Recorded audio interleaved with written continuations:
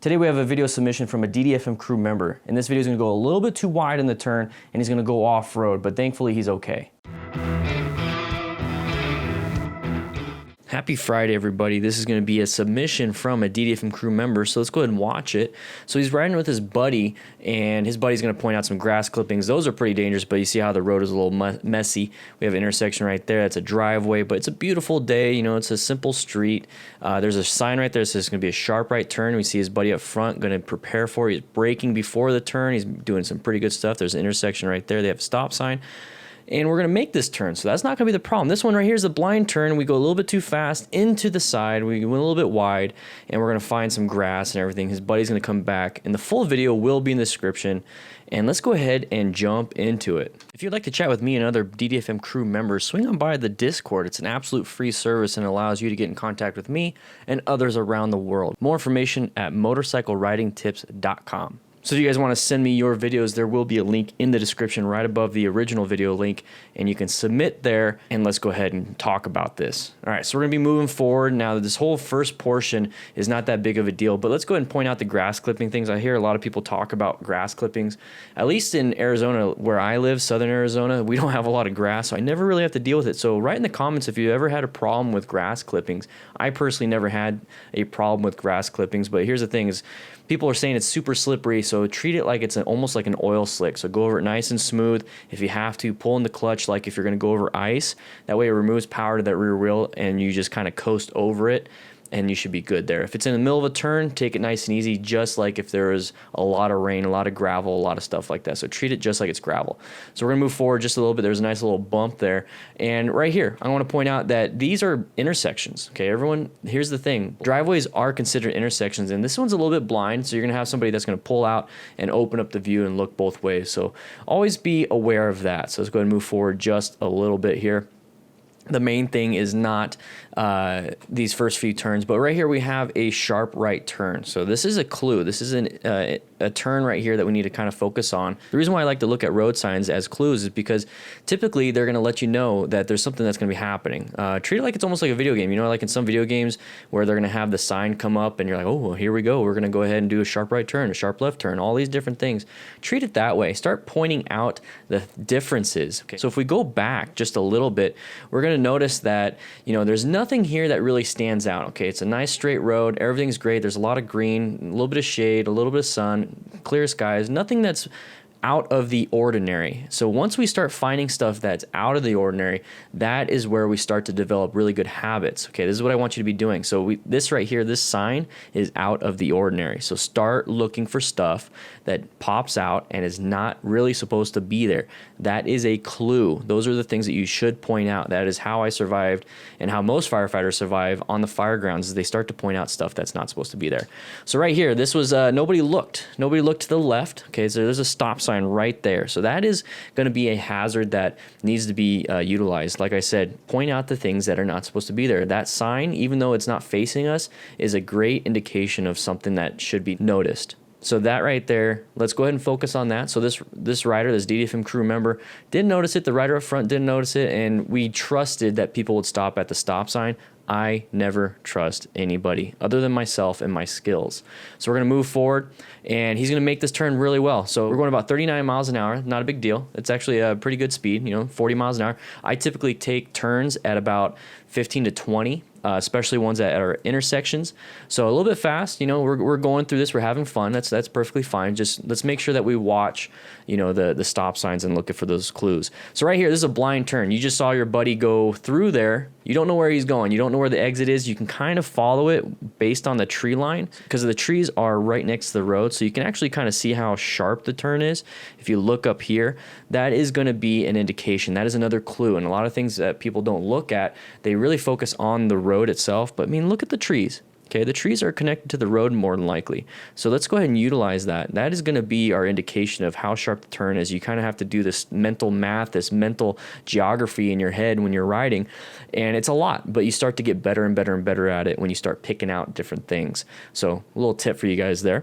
So let's move forward just a little bit. This right here, let's stick to what we know. Okay, so we have a line right here. So this is like a little gutter. This is the edge of the road. If we stick to that, I'm not saying let's be on it, but I'm saying let's utilize that as a line of reference for the road itself, let's use it. So that way we kind of know which direction it's going. So this is where slow look, press, and roll will play a huge role in this.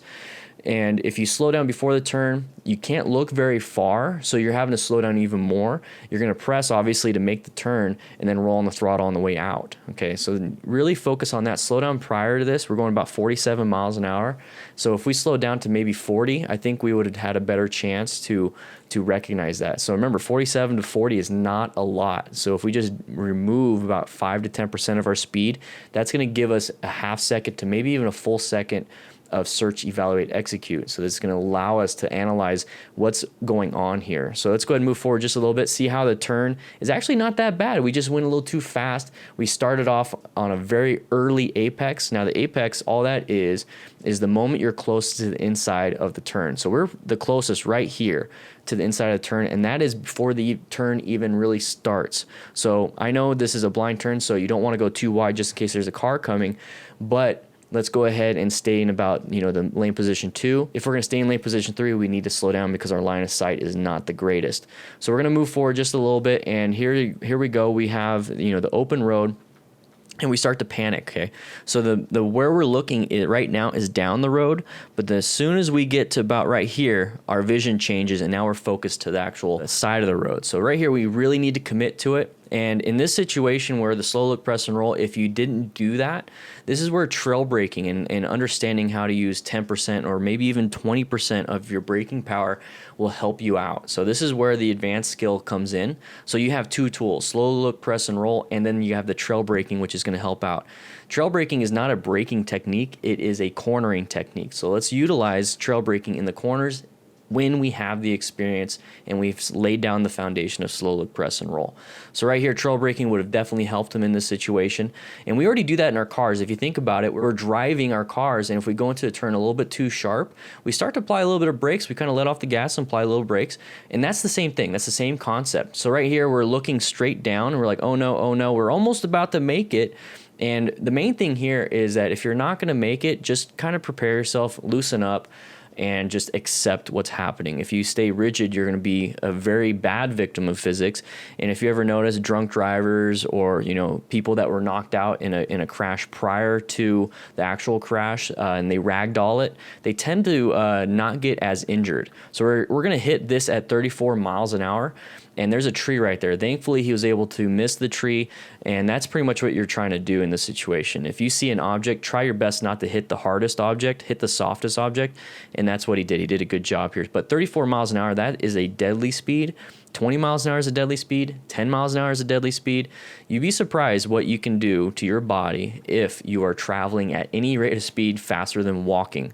Even standing and then falling down can cause a terrible brain injury. So this is why full gear, PPE, personal protective equipment for yourself, is super important. A minor incident like this at 34 miles an hour could turn deadly if you don't have a helmet, you don't have any gear for your arms or your legs. Because remember, if you break a femur, your femur has the most blood flow through a long bone than any other bone you have. So if you break a femur, you're going to bleed.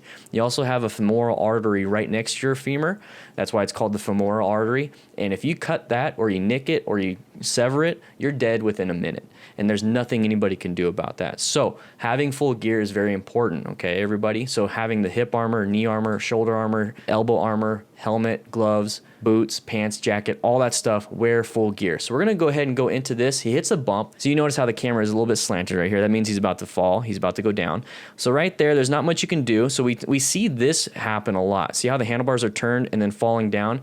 That's typically a brake issue when we're going straight on a road. This right here, this is just a loss of traction on the front tire because we're off-road. We hit a bump. We're now in the air, and that's what happens. So this is kind of what it looks like. And now we're going to drop the bike, okay? So this right here, even that moment of falling over and dropping the bike, if you hit your head, you're either going to have a headache or you're going to have a brain bleed or a concussion or anything. You'd be surprised how hard your head can hit and how much damage that can do to your brain. So that's why you need to wear a helmet. My wife, when she was in the MSF BRC1, she stopped at a line. You know, we're in a line and everything. And she was clapping for somebody in class, which is great. I love the encouragement, and that is something that happens a lot in class.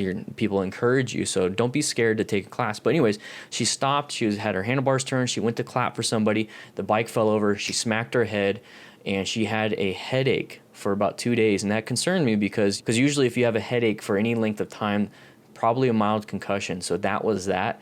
I kept an eye on her. She was doing fine. So you'll heal up pretty quick. So right here, we're going to go ahead and get up to here. So he shuts off the bike. Perfect. Okay, we're in vegetation. You don't want any hot parts, you know, causing a fire or anything. So the next goal would be to pick up the bike. So we're going to pick up the bike, and there's different ways of picking up a bike, but it's actually working really well for him in this situation because he's not having to lift it against gravity too much because it's already in the ditch. So he has a better leverage position. If you want to learn more about how to pick up your bike, I do have a video that will be in the description. So he's going to pull out the vegetation. So right now, his concern is his bike. And if his concern is his bike, more than likely he's not going to be as injured as most people would be. Typically, if you hit your head and you have a concussion, you're kind of confused, not really focusing on the bike. So this is really good. The full video is going to have his buddy come back, and they're going to talk about, hey, man, I told you to take it easy and all this other stuff. So please watch the original video. But this was a good video that was introduced to me by video submission. So if you guys would like to submit your own videos to me so I can go ahead and talk about it, please do so. I'm going to try to make it happen every Friday, video submission Friday. And it'd be great. You know, if you want to learn more about, you know, what to do, how to do things, make sure you hit that subscribe button. I noticed that there's 70% of you that watch these videos that are not subscribed. Let's change that number. Let's see if we can get 50-50. I think that'd be kind of cool. With that said, hope you guys ride safe, be safe, and I'll be seeing you around. It's open, and then he's going to go ahead and pass, so that's where we're at. We see a motorcyclist way up front. There's brake lights being applied right now, but I don't think the rider behind him can see it. There's going to be riders behind this guy, and he's going to crash into him, and then this one's going to crash into the other. Now, that's a very severe accident. I'm sorry if you guys didn't want to see that, but this is the reality of it. Let's go ahead and jump over and see what happened.